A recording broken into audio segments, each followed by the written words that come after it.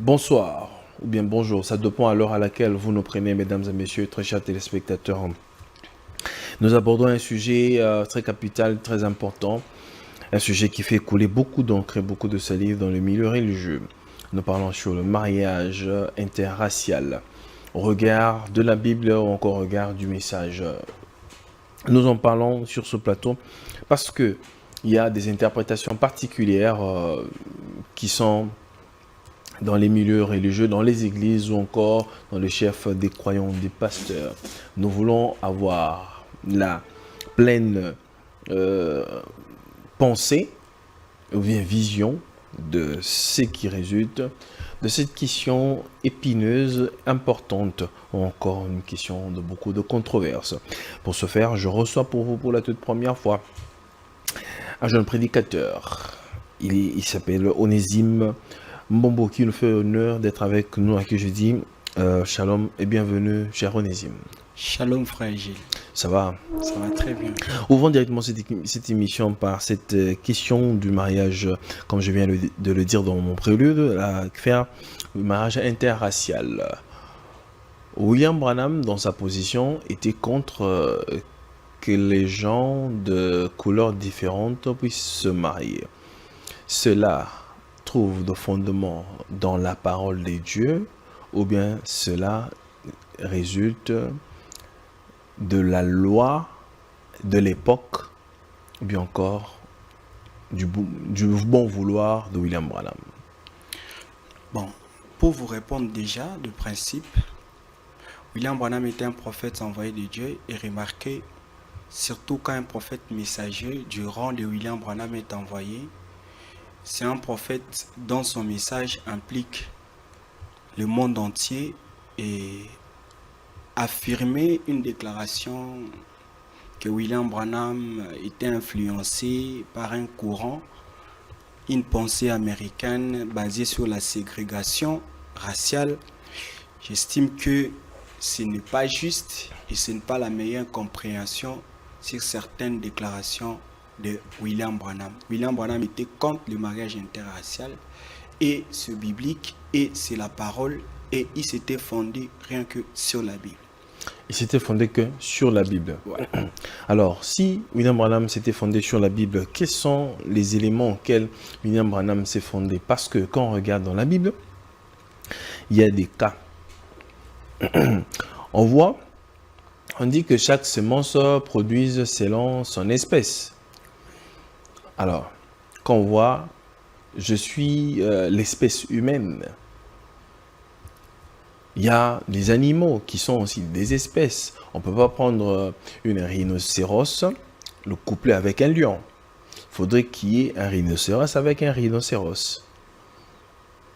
Et il y a des lions jaunes, des lions blancs et des lions, je ne sais pas moi, jaunes, et ainsi de suite. Mais tous sont des lions. Un lion blanc peut s'accoupler avec un lion, je ne sais pas moi, jaune. Mais ce sont tous une même race.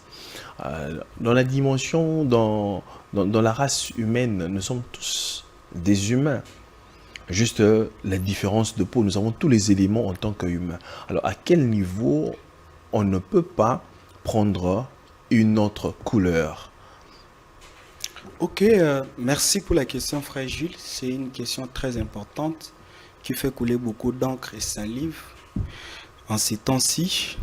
Mais pour mieux comprendre cette question et la position de William Branham, j'aimerais en gros balayer un peu quelques déclarations de William Branham qui apportent beaucoup tout premièrement des controverses. Et sur base de cela, je peux mieux vous expliquer et démontrer au peuple de Dieu pourquoi William Branham a interdit le mariage interracial. Du prime abord, William Branham aborde la question de la race humaine, ou soit de l'espèce humaine, en 3 points, 3 volets bien distinctifs. Vous verrez que dans les citations, dans certaines déclarations de William Branham, il dit que nous n'avons qu'une seule race. Dans les autres, William Branham l'aborde par rapport aux 3 fils de Noé, disons qu'il n'y a que 3 races des êtres humains sur la terre. Et dans d'autres citations, Frère Branham aborde la question de la race par rapport à la couleur de peau. Et ces trois positions, ces trois déclarations de William Branham, en gros, a apporté beaucoup trop de controverses dans le monde du message. Et beaucoup de gens qui ne sont pas fidèlement enseignés arrivent à conclure que William Branham a apporté le peuple de Dieu dans la confusion, comme j'ai entendu beaucoup le dire. Mais moi, j'estime qu'il en est de la responsabilité de chaque prédicateur qui se réclame être auxiliaire de William Branham, de donner un point de vue clair, un son clair aux enfants de Dieu. Parce que nous ne croyons pas que William Branham peut venir avec son ministère surtout et puis nous apporter la confusion. Parce que remarquez, son ministère, c'est le ministère qui dissipe la confusion. Comme je le disais, que la question du mariage, la question de la race, William Branham l'a abordé en 3 volets. Et comme je l'ai dit, la première déclaration qui est populaire, que les frères vous liront, c'est que William Branham affirme, c'est basant sur le livre des Actes, chapitre 17, là où l'apôtre Paul était arrivé à Athènes et puis il était en train d'enseigner, de prêcher. Paul enseigne et démontre qu'il n'y a qu'une seule race humaine. Donc tous nous sommes issus d'un seul sang. Il fait référence à Adam. Et William Branham, comme il était un prophète biblique, William Branham a enseigné comme Paul.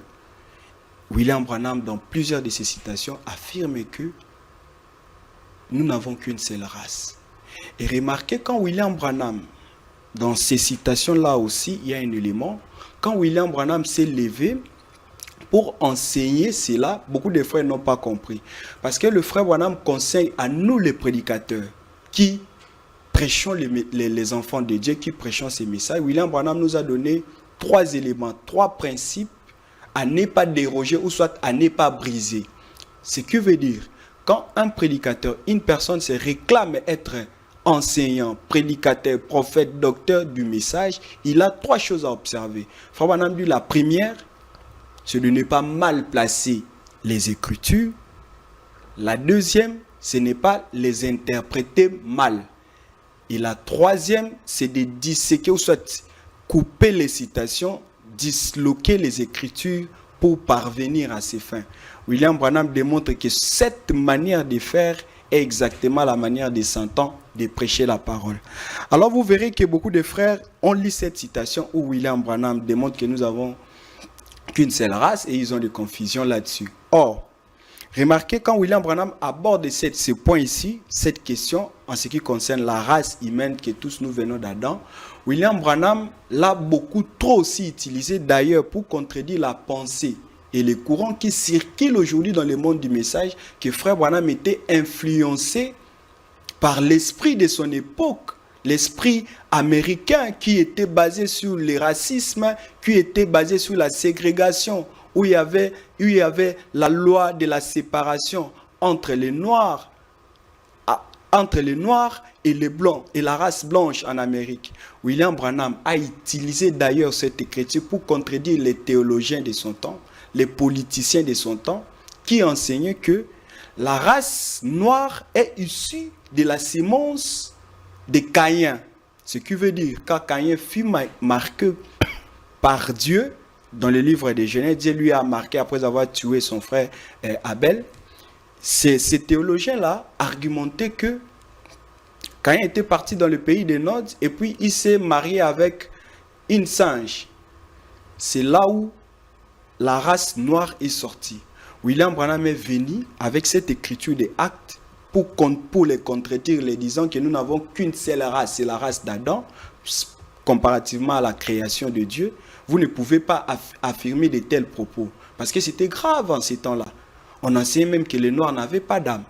Mais William Branham est venu pour contredire cet enseignement, cette pensée américaine. Et remarquez, la deuxième fois que William Branham a abordé la question de la race, là, il se base sur les 3 fils de Noé. Remarquez, le monde, vous savez, comme le livre de Genèse nous enseigne, il n'y avait que 2 familles.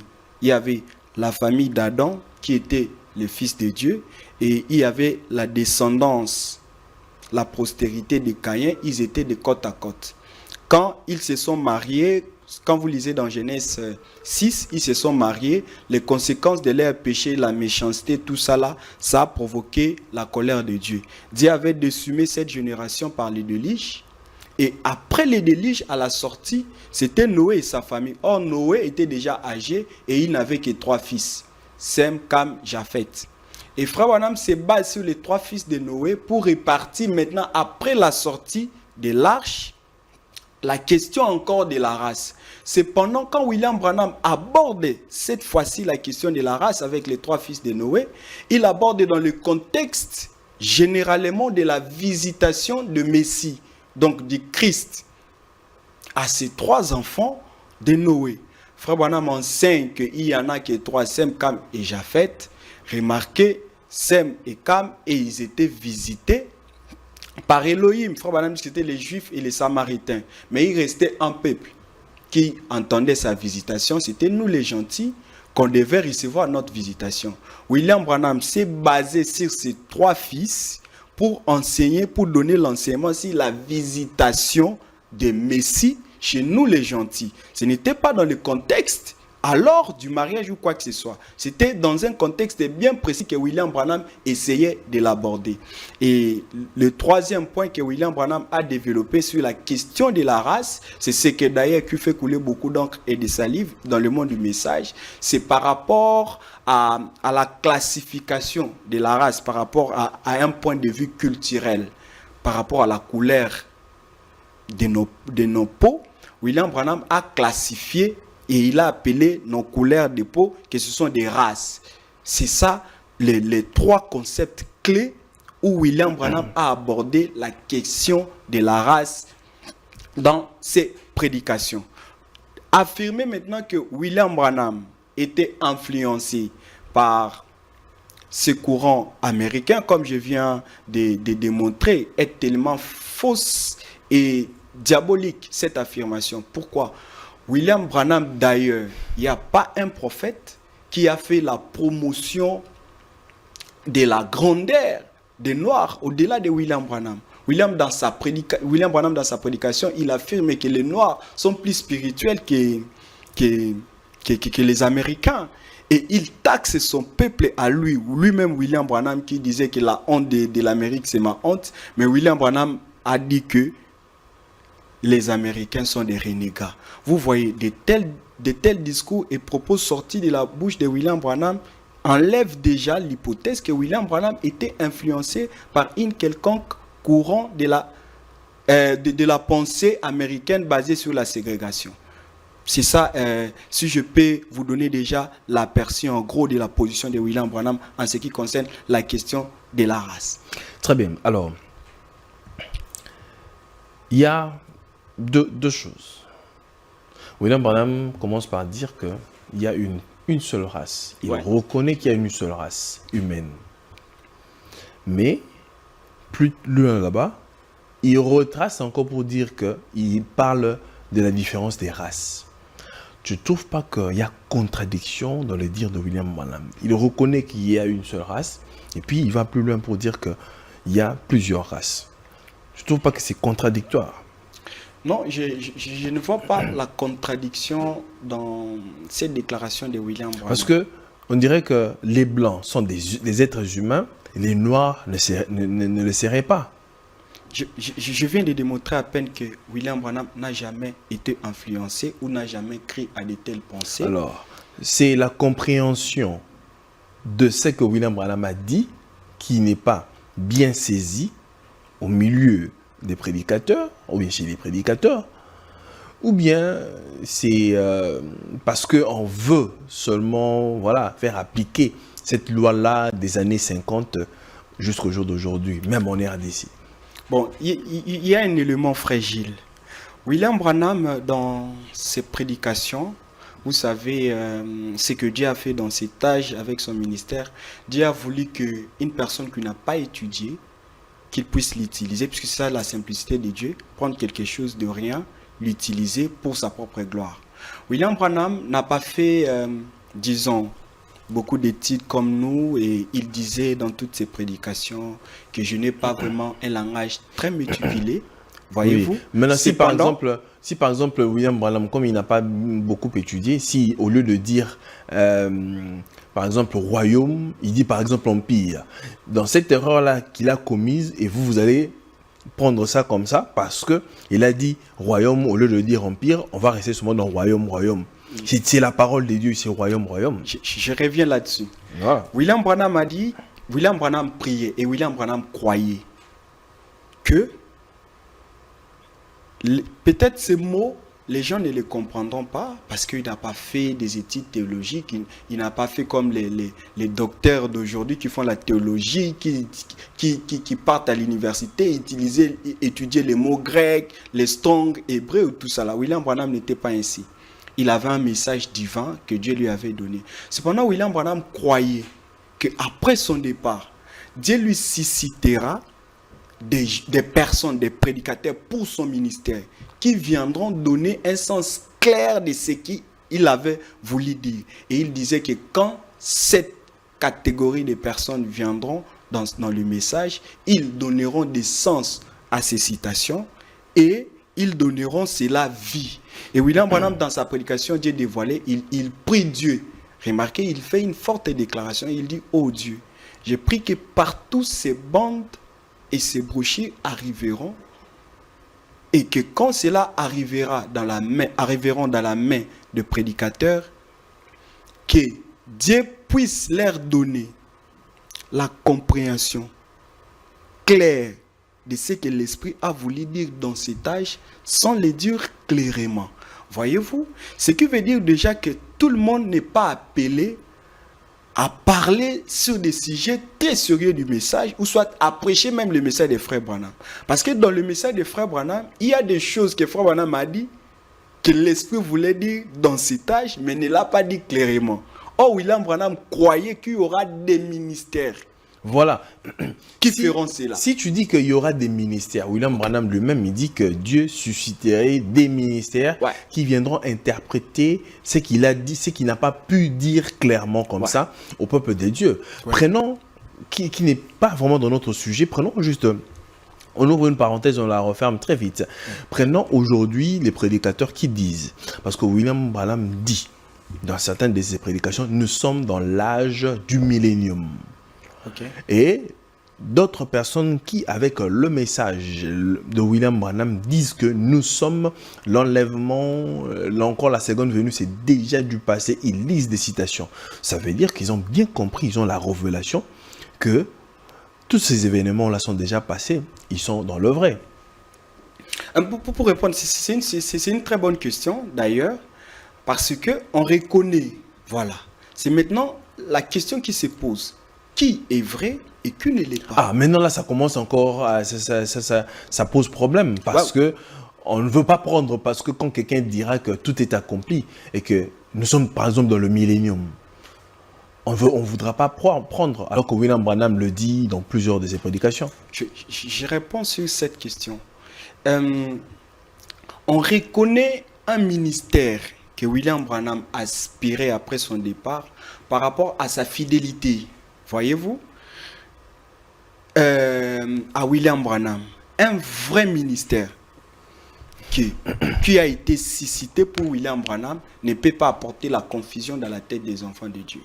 Si un prédicateur a encore de confusion là-dessus, par exemple, il enseigne que nous sommes dans le millénium, là, ce sont ses propres convictions à lui. C'est vos convictions ou bien ce sont les déclarations faites par William Branham? Il n'a pas compris. Comme il n'a pas compris, deuxièmement, il n'a pas été la personne que William Branham entendait qu'il peut recevoir. Comment ça? Je pense au monde dans le 7e sceau. Ouais. Je suis un historien du présent. Le 7e sceau, paragraphe 217. William Branham dit, nous sommes en plein âge du millénium. Nous sommes en plein âge du millénium. Mais c'est normal. Nous sommes en plein âge. Ça veut dire que nous sommes dans le millénium. Non, mais de l'autre côté, voyez-vous, le problème est que de l'autre côté, William Branham aussi a été clair, il enseigne. Parce que les frères ont des confusions quand William Branham enseigne sur les conséquences de l'ouverture des sceaux. William Branham dit aussi que, en réalité, les sceaux, c'est ce qui nous introduit au millénium. Comme c'est une introduction, bon, Non, William Branham a dit. Bon, si le sceau nous introduit dans le millénium, c'est-à-dire que William Branham a prêché sur les sceaux, c'est-à-dire que c'est la preuve que nous sommes dans le millénium. Non, j'aimerais tirer quelque chose au clair. William Branham affirme que c'est une introduction, mais remarquez, il y a encore des éléments. Qui doivent s'accomplir pour arriver dans la réalisation parfaite de cette citation. Bon, parce que tu parles de l'esseau, mais William Branham dit dans Shalom que c'est la venue de Christ qui introduit le millénium. Ouais. La venue de Christ introduit le millénium comment? Est-ce que la citation dit que le jour où Christ vient directement, c'est le millénium? Point barre. Donc, ce sont des questions que les prédicateurs devaient se poser. Parce que vous pouvez lire une écriture juste, cependant, votre compréhension n'est pas correcte. J'aimerais que tu puisses un peu nous établir la différence qui existe entre une prédication, une pensée de William Branham et le ainsi dit le Seigneur. Bon, en fait, une prédication, bon, je ne sais pas la manière dont vous comprenez, mais une prédication, c'est une personne qui est inspirée, comme William Branham était inspiré, il a prêché les 70 semaines de Daniel. Dieu, vous voyez, au travers de son ministère, il reçoit la manne cachée et il distribue ça aux enfants de Dieu. L'ainsi dit le Seigneur, c'est quand par exemple, il donnait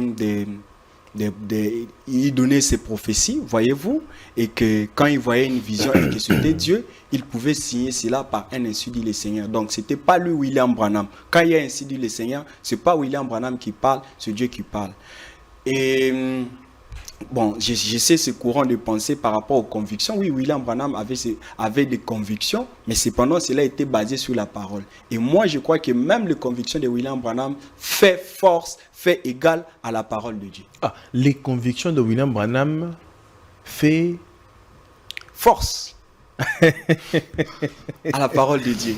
Donc, si par exemple William Branham pense que désormais que les gens, que les hommes ne gardent plus de longs cheveux, c'est-à-dire ne se coiffent plus, c'est-à-dire tous les hommes ne doivent plus se coiffer parce que William Branham a ces convictions-là comme ça.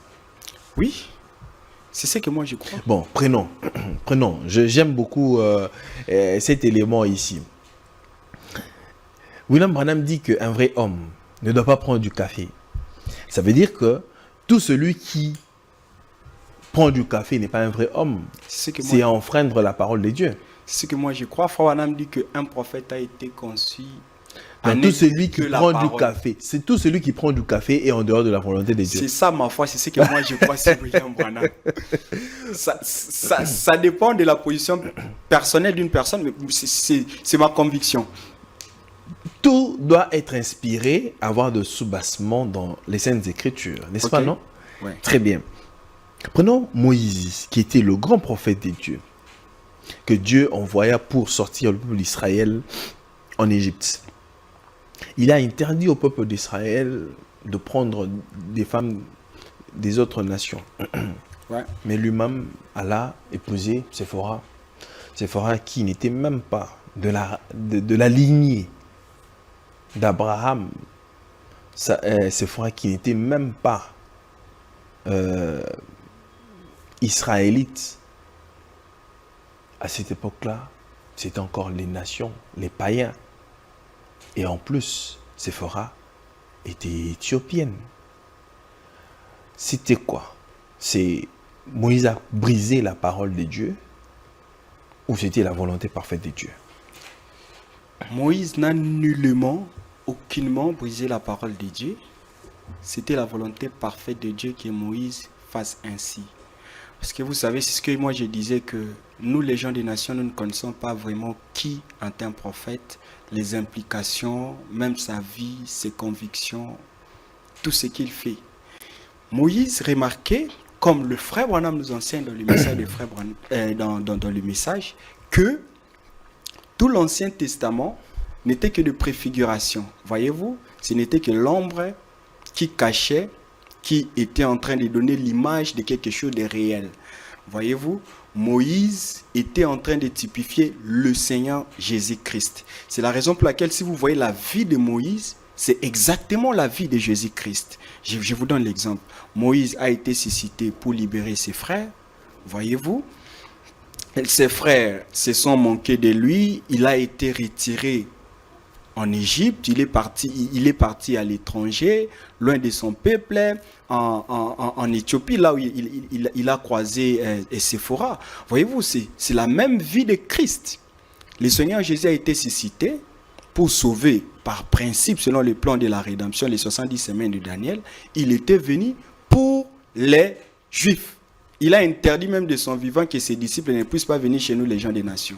Mais quand les gens des nations l'ont crucifié, comme ils ont rejeté, Israël avait rejeté Moïse, c'est en ce moment-là qu'il s'est tourné, il est venu chez nous ici, les gens des nations, pour trouver son Séphora. Voyez-vous, la vie de Moïse n'était qu'un reflet de la vie de Christ. Moïse reflétait la vie de Christ. C'est la raison pour laquelle quand sa sœur a voulu dire à Moïse que toi tu ne vis pas la parole que tu prêches, tu dois vivre la parole. Dieu l'a frappée parce qu'elle était ignorante, ne sachant pas que c'était Dieu dans l'Ancien Testament qui était en train de c'était par rapport à l'inspiration que Moïse est allé prendre Séphora, n'est-ce pas, non? Ouais. Alors si quelqu'un aujourd'hui est inspiré comme ça, parce que la Bible dit, ce qui n'est pas fruit de conviction est péché. Voilà. Quand quelqu'un a assez de conviction de faire telle chose, comment vous voulez dire que cette personne n'est pas inspirée? Mais cette personne-là n'est pas dans la volonté parfaite de Dieu. Ok. Je réponds par ceci. Vous savez, chaque inspiration devait être contrôlée par la parole de Dieu. C'est comme les enfants d'Israël dans la marche.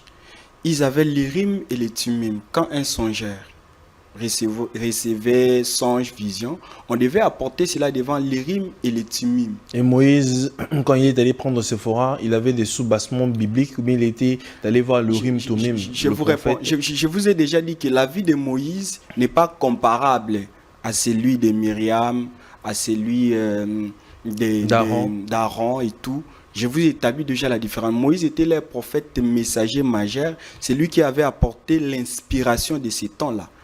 Vous n'allez pas mettre sous le même pied d'égalité il est soumis par les mêmes obligations en tant que croyant, en tant qu'enfant des dieux.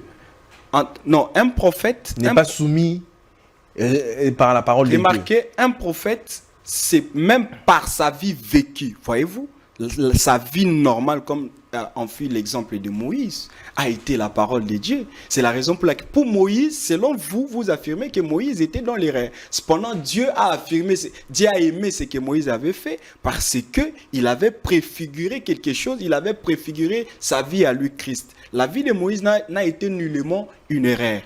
Mais remarquez, le problème qui se passe en est que toute inspiration aujourd'hui, pourquoi les inspirations de Moïse ne devaient pas être jugées? Un prophète messager, on ne juge pas ses prédications, on ne juge pas ses inspirations. Lui, il vous apporte c'est lui qui détient la volonté de Dieu pour votre temps. Remarquez, comme je le disais, quand les enfants d'Israël étaient dans le désert, l'unique moyen d'accepter un songe, une vision venant d'une autre personne, c'était par les canaux de l'Urim et les Thummim. Et aujourd'hui, notre Urim et les Thummim, c'est la Bible et c'est le message de Frère Branham. C'est la Bible. C'est la Bible. Alors, comment tu veux dire que la Bible est le message? Parce que William Branham prêchait autre chose que ce qui est écrit dans la Bible. Vous savez, toute la Bible, en principe, ça ne nous concerne pas. Dans le sens que, il est vrai qu'il est écrit que Noé avait construit l'arche. Mais ce que nous lisons là dans la Bible, ce n'est que l'histoire, non? Ça nous sert simplement des leçons, mais ce n'est pas le message de notre temps. Nous avons notre message à nous, qui a été déjà bien réparti par Dieu, et c'est William Branham qui est venu la déposer. Ce qui veut dire, bien que la Bible est là, nous devons maintenant nous conformer à l'inspiration de notre temps. Donc, en quelque sorte, je crains que aux jours à venir, que les gens du message, vous écriviez aussi votre Bible à vous. Ça, c'est une très belle question que tu m'as posée. Je ne crois pas, selon William Branham, comme il nous enseigne, que Frère Branham nous enseigne que nous ne sommes pas dans un temps où nous devons encore rédiger la Bible, en papier bien sûr. Mais Frère Branham croit que nous sommes dans un temps où nous devons manifester la Bible, dans le contexte qu'il dit que Dieu a écrit l'Ancien Testament avec Moïse, il a achevé de l'écrire avec Paul, et en ces temps de la fin, il est venu au travers de William Branham pour interpréter la Bible, ce qui était scellé, ce qui était codé. Il interprète tout simplement, mais il n'écrit pas la Bible. Mais vous avez les intentions les gens de message ont l'intention d'écrire une nouvelle Bible. Dis-moi, parce que nous sommes en train de parler du mariage interracial, notre frère qui venait de se marier à une blanche, au regard de la parole de Dieu, au regard du message selon la vision de William Branham, le prophète, fils prophète Sissi Owote, a-t-il péché? Est-il exclu du plan du salut? Ira-t-il en enfer parce qu'il a épousé une blanche? Ou comment? Mais il est déchu de grâce. Ça, c'est une question pertinente. Premièrement, je respecte son choix comme un être humain, voyez-vous. Cependant, je crois une chose, que beaucoup de gens ont cru le message de Frère Branham. Je ne sais pas si c'était pas enthousiasme. Hein. Cependant, ils n'ont pas compris les implications qui marchent avec le message de Frère Branham. Quand tu confesses être croyant du message de Frère Branham, quelles sont les implications, les conséquences de cette confession? Quand une personne dit que j'écris le message de Frère Branham. Bref, comme je l'ai dit à l'introduction de cette émission, que William Branham n'accepte pas, ne converge pas à l'esprit de mélanger les couleurs de peau. Oui. Pourquoi? William Branham, quand il a enseigné, comme je l'ai dit, j'insiste dans mon introduction, quand il a parlé la question de la couleur, de nos couleurs de peau, William Branham s'est basé. D'ailleurs, le frère a utilisé une citation de William Branham qui dit que William Branham a dit que si je vous disais quelque chose, si ça n'y est pas dans la Bible, mettez ça de côté. C'est une déclaration de William Branham. Mais quand William Branham interdit ici qu'un noir ne puisse pas se marier avec, par exemple, un jaune, voyez-vous, ou une jaune toute. Dis-moi un peu, Onésime, les Indiens ont quelle couleur de peau? Les Indiens ont la peau rouge, non? Si j'ai une belle mémoire. La peau rouge. La peau tu es rouge, ici à Kinshasa, tu vois les Indiens qui passent là. N'ont-ils pas la même couleur que moi et toi? Non, en Inde, il y a plusieurs couleurs de la peau. Alors, s'il y a plusieurs couleurs de peau, celui-là qui est sombre, qui a une couleur noire, ne peut-il pas épouser celui qui est clair? Bon, au regard, je ne sais pas ce que ils sont dans un même peuple. Nous sommes en RDC. Je ne sais pas. Je trouve une femme qui est claire, mais elle est noire, elle est africaine. Ne peut-il pas être prise? Il y a une différence. D'ailleurs, si c'est une question, j'ai entendu beaucoup de mes confrères en développer là-dessus. Ils essayent de prendre tout brut cette citation de William Branham pour dire qu'il y a des frères, par exemple, tels que vous êtes là, vous êtes un peu clair que moi, donc je n'ai pas le droit de vous marier. Et ça, c'est une compréhension erronée de ce que William Branham a dit. Je comprends qu'ils sont animés par les mauvais esprits. Parce que c'est ça l'esprit d'Antichrist, c'est de couper tout ça là et donner des interprétations qui sont erronées. William Branham, quand il parle de la race, voyez-vous, nous sommes tous la race, nous sommes tous la race humaine, Onésime. Parce que dès que je suis là, je suis de couleur claire. J'ai une peau claire. Voilà. Alors, celui-là qui est sombre, je ne peux pas me marier aussi avec celui-là qui est sombre. Est-ce que Frère Branham, dans la citation, a dit que il ne faut pas épouser une personne de peau claire dans la citation là où Frère Branham en déclare? Est-ce que Frère Branham a dit ça? Il a dit quoi? Frère Branham parlait de la race blanche, noire, jaune et patati patata. Moi je comprends, dans le message il y a beaucoup de contradictions. Il a commencé par dire, il n'y a qu'une seule race, la race humaine.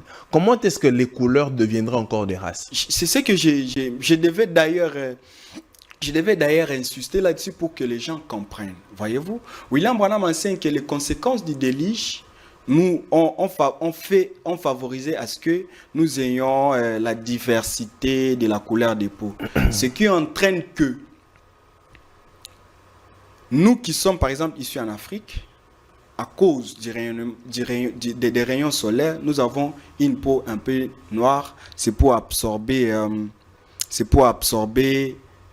les rayons solaires. Voyez-vous, Alors, les Européens sont blancs parce que là-bas, le soleil n'est pas beaucoup trop, et puis il fait beaucoup trop froid là-bas, voyez-vous, et leur peau est un peu blanche. C'est par rapport au climat et au positionnement géographique. alors, la question était de savoir, le frère a enfreint la parole de Dieu, il est déchu de la grâce. Je reviens. On n'a plus beaucoup de minutes. Je reviens.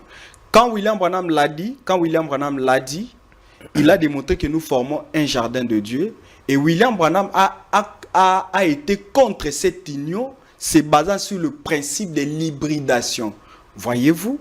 Et oui, frère Branham enseigne que dans toute l'histoire de la rédemption, Dieu a été toujours contre l'hybridation. L'hybridation, c'est quoi? C'est quand, par exemple, mélanger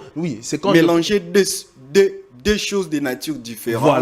Voilà. Quand je prends une orange, Voilà. je le greffe avec un pamplemousse, c'est ça l'hybridation, non?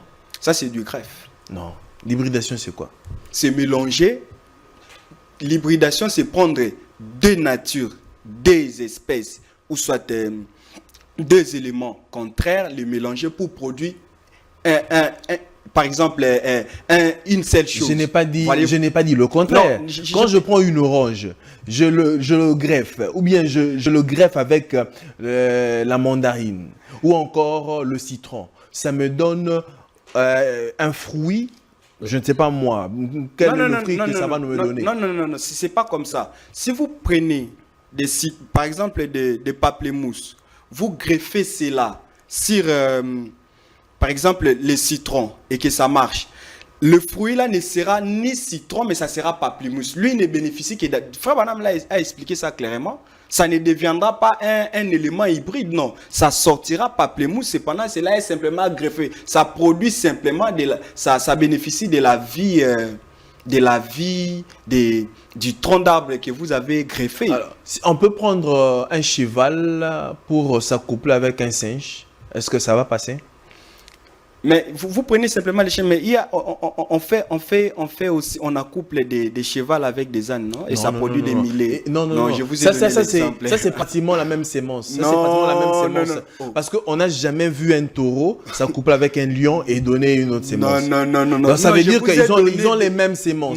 Ils ont les mêmes génétiques. Alors, parlons mariage mixte. Aujourd'hui, je reviens sur la question des frères Sisiwoto et puis on avance.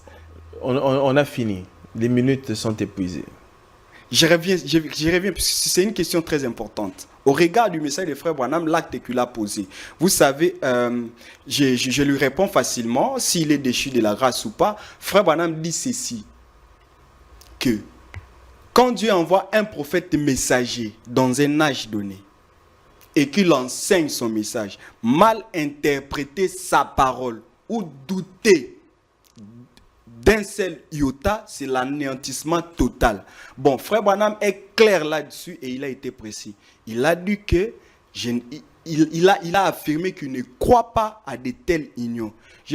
J'estime que c'est beaucoup trop dangereux au regard de cette citation pour les frères Sisiwoto de contracter cet mariage et puis bénéficier toujours de la grâce des frères. On dit que c'est l'anéantissement total de Dieu. C'est à lui de tirer sa propre conclusion. C'est la raison pour laquelle j'aimerais donner cette parenthèse. Remarquez tous ceux qui ont, parce que le véritable ministère de William Branham parle toujours, est en train de réglementer la question du mariage, parce qu'il est loin de l'esprit d'Élie. Quand l'esprit d'Élie vient dans un âge, c'est pour établir l'ordre dans la question du mariage. Remarquez ce qui s'était passé au temps d'Élie. Élie a condamné le mariage de Jézabel. Jézabel n'était pas content. Son nom c'est qui? Et quand cela est venu sur Jean-Baptiste, Jean-Baptiste a condamné Hérode et Hérodias. Problème du mariage. Et quand William Branham est venu, il a positionné aussi la question du mariage. Cependant, remarquez l'esprit qui anime les frères. Quand on se lève pour condamner avec l'esprit de William Branham, parce qu'il avait promis que ça va continuer, le frère Owen, par ces mêmes deux mots-là, il estime qu'on est jaloux de son mariage, il estime que les gens ne sont pas contents de lui. Faux. Quand Jean-Baptiste s'était levé pour condamner Hérodias, est-ce que Jean-Baptiste était contre Hérodias? Non. Mais vous les frères du message, vous êtes, au lieu de parler par rapport à la parole de Dieu, vous avez commencé à attaquer même la famille la belle famille du frère. Vous avez commencé à insulter les frères. Au nom de la parole, vous vous êtes mis à insulter des frères qui se disent du message justement de la fin. Au lieu d'apporter la parole de Dieu à notre bien-aimé, et même si c'est le cas, priez pour le frère, pour qu'il rentre dans la droiture. Comment vous pouvez vous mettre à insulter un autre bien-aimé? Je ne fais pas partie des catégories qui ont insulté le bien-aimé. Cependant, mais lui aussi, qu'il soit sincère, il y a eu des grands hommes de Dieu qui en ont donné des points de vue forts. En l'occurrence du docteur Phoenix Zakola qui lui a présenté des écritures, qui a fait un message pour montrer cela. Il n'en parlait pas. Mais pour lui, il estime que c'est question de jalousie quand quelqu'un est loin de l'esprit de Dieu et il combat. Frère Branham dit que quand cet esprit-là te loin, tu deviens comme Jézabel. Tu vas chercher à tuer Élie. Quand ça te loin, tu deviens comme Hérode. Et Hérodias, tu vas chercher à couper la tête de Jean-Baptiste. Et Frère Branham dit que tuer une personne aujourd'hui, c'est détruire son influence. C'est ce que vous avez fait. Vous avez cherché à tuer son influence, à détruire son ministère. Non, est-il possible dans le message d'épouser une sœur ou bien un frère en dehors de sa congrégation ou bien encore de sa dénomination? C'est ce qu'il a exactement fait. Frère Branham dit que dans un âge, quand le peuple de Dieu dévie, Dieu nécessite non simplement des prophètes messagers, mais il suscite aussi des merveilleux auxiliaires pour ramener l'Église à la repentance. Mais Frère Branham fait une forte déclaration. Il dit qu'à chaque instant, ces gens-là viennent pour ramener le peuple de Dieu sur le droit chemin. Frère Branham dit qu'ils ne se répandent pas, mais au contraire, ils s'acharnent contre les personnes à qui ils expriment l'amour de Dieu pour les ramener sur le droit chemin. J'estime qu'il a fait son choix, il est libre, doté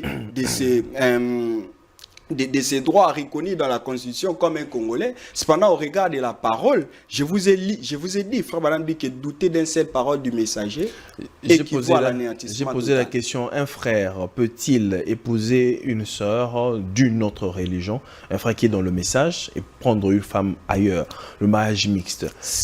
Est-ce un péché? C'est un péché grave. Pourquoi grave? Frère Branham dit que, parce que le mariage mixte, c'est un mariage qui existe entre un croyant et une personne qui ne croit pas. Et Frère Branham dit que quand un croyant, ou soit une croyante, contracte un mariage avec une personne qui ne croit pas, Frère Branham dit que Dieu n'a jamais pardonné cela. Il dit que Dieu n'a jamais pardonné cela. Qui est croyant, qui ne l'est pas? Ok. Un croyant, remarquez la manière de Dieu de faire des choses dans le temps, il envoie toujours ses prophètes qui sont ses messagers. Cependant, ceux qui reçoivent ces messagers, c'est eux qui sont des croyants pour ce temps. En l'occurrence de Noé, les croyants étaient les gens au temps de Noé. Bien que tous ces gens-là adoraient Dieu, mais la catégorie, groupe de croyants qui étaient sauvés, c'est ceux qui avaient reçu le message de Noé. Aujourd'hui, tout celui qui ne croit pas au message de William Branham est un incroyant. Ouais. Donc tout celui qui ne croit pas en William Branham ira en enfer. Aller en enfer, j'estime que c'est faux, parce que le message de Frère Branham est un canal qui nous amène au ciel par le canal d'enlèvement. Tout celui qui ne croit pas au message de Frère Branham en termes clairs ira en enfer. N'ira pas au ciel par le canal de l'enlèvement. Aza vierge folle na lingala. Et dans le message, il n'y a pas de vierge folle. Dans le message, j'estime des gens qui ont reçu la parole et qui ont rejeté la grâce, qui ont contredit William Branham quasiment comme ça. Je ne crois même pas qu'ils sont des... Là, ils sont des incrédules graves. Ils ont rejeté la lumière. Donc ça veut dire que pour vous, même quand une sœur qui est dans le message, qui a un mauvais caractère, une sœur qui n'a pas le Saint-Esprit, une sœur qui vit très mal, mais seulement parce qu'elle porte une longue jupe, elle a des cheveux naturels, elle ne se maquille pas, c'est une enfant de Dieu et elle doit être épousée, elle est épousable. Bon, dans ce contexte-là, j'aurais assez d'espoir d'épouser une telle sœur qu'une personne qui a rejeté la parole. Ça, c'est la disgrâce. C'est pas la disgrâce. Pourquoi ne pas épouser cette sœur-là qui est à l'extérieur, qu'on traite de païenne, qui est une fille de Dieu, qui a un bon comportement et qui respecte la parole de Dieu? Remarquez, le bon respect, premièrement, consiste à croire Dieu dans son temps.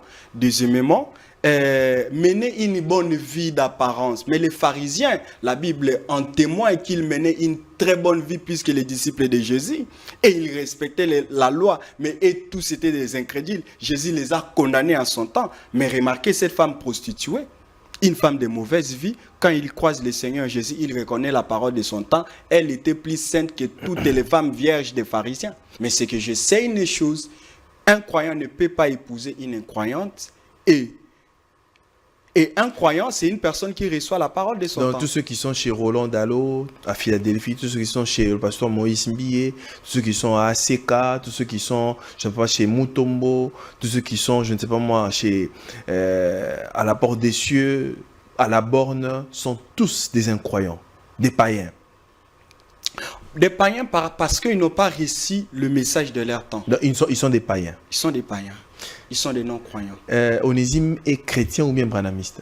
Onésime, et ça c'est encore c'est une maladie qui se passe en ces temps de la fin, parce que Frère Branham... Nous avons fini. Onésime en tant que chrétien branamiste. Mais j'aime beaucoup trop être identifié comme branamiste. Pourquoi être branamiste? Pourquoi ne pas être chrétien mais branamiste? Frère Branham dit que la maladie de la Odyssée consiste à voir des grandes choses, mais dans les petites choses, dans les détails, ils ne savent pas. Remarquez, je donne rapidement un exemple. Au temps d'Abraham, remarquez, Dieu a envoyé, Abraham était son prophète en son temps, mais tous ces gens-là, Lot adorait Jéhovah. Mais remarquez, le groupe des gens qui étaient élus, c'était le groupe d'Abraham. Et Frère Branham dit qu'en ces temps-là, il n'y avait que 3 catégories. Il y avait des abrahamistes, des lotistes et des sodomites. C'est écrit dans la Bible qu'il y avait des abrahamistes. Non, mais c'est William Branham qui est venu interpréter la parole. Mais quand William Branham doit interpréter la parole, ça doit avoir des subassements bibliques. Mais il y avait, quand on parle, attends, écoute, remarquez. Pourquoi il n'y a pas de polistes? Quand on parle, non, il y avait des polistes. Quand il y a pas... C'est écrit dans la Bible. Attends, écoute, quand on parlait du concept branhamiste, ne veut rien dire que c'est lui qui suit les enseignements de William Branham. Ça n'a rien à faire avec l'adoration. Les gens disent qu'ils sont des lévites. Aujourd'hui, ils n'ont pas honte. C'est pour s'identifier qu'ils sont des sacrificateurs. Merci beaucoup. Aujourd'hui, nous sommes des branhamistes parce que nous suivons le message des frères Branham. Refuser à ne pas être branhamiste, c'est de s'identifier comme un lotiste ou soit sodomite de ces temps-là. Très bien. Merci beaucoup, cher Onésime. On se retrouve très prochainement. Mesdames et messieurs, c'est ici que nous mettons terme à cette émission. Merci d'avoir été très nombreux à devoir nous suivre. L'émission a été assez chaude. Si nous vous avons choqué ou bien je vous ai choqué, je vous présente mes excuses. Pardonnez-moi. Alors, ce n'est pas fait de manière intentionnelle. Pour le reste, portez-vous bien. Que la paix soit avec vous et que Dieu vous bénisse. Au revoir.